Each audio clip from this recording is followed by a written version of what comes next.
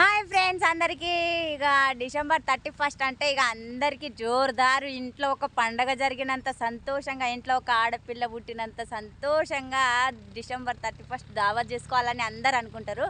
So మా రైతులైతే ఇక ఇట్లా కష్టపడి పని చేసుకుంటా సంతోషంగా ఇక ఇంట్లో అయితే గడుపుకుంటారు. కొంతమంది అయితే దావత్ చేసుకోవడానికి ఇక్కడక్కడ తిరుగుతూ ఉంటారు. సో అలా తిరిగేటోళ్ళకైతే అట్లా తాగినా తిన్నా కూడా ఇంటికాడ అయితే షేప్గా చేరుకోవాలన్నా, ఎందుకంటే మనకు మనల్ని నమ్ముకొని ఒక ఫ్యామిలీ ఉంటుంది కదా, ఆ ఫ్యామిలీ వాళ్ళ కోసమైనా మనం తాగినా తిన్నా కూడా ఎంత మంచిగా షేప్గా ఇంటికాడ చేరుకుంటే అంత మంచిది. సో అందరూ మంచిగా తిని తాగి ఎంజాయ్ చేయండి ఫ్రెండ్స్.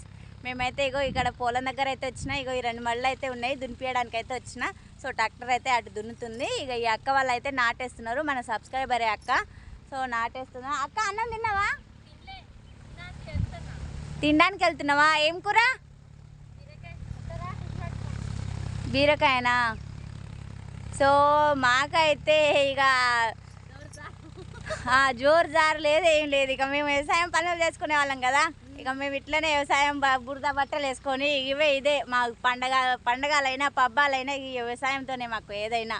ఈ పంట పండి ఇంట్లో వచ్చినప్పుడు, ఆ ధనలక్ష్మి మా ఇంట్లో వచ్చినప్పుడు అప్పులు ఎట్లా తీరినాక ఒక మిగిలితే ఒక 500-1000 రూపాయలు మిగిలితే దాంతో మేము పండగ చేసుకుంటున్నాం.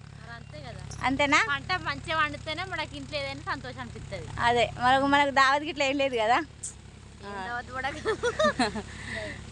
సరే మరి ఇక మేమైతే బాయ్ ఫ్రెండ్స్. అందరు మంచిగా దావత్ చేసుకోండి. బాయ్. ప్లీజ్ లైక్ చేసి అయితే సబ్స్క్రైబ్ చేసుకోండి, సపోర్ట్ చేయండి ఫ్రెండ్స్. బాయ్.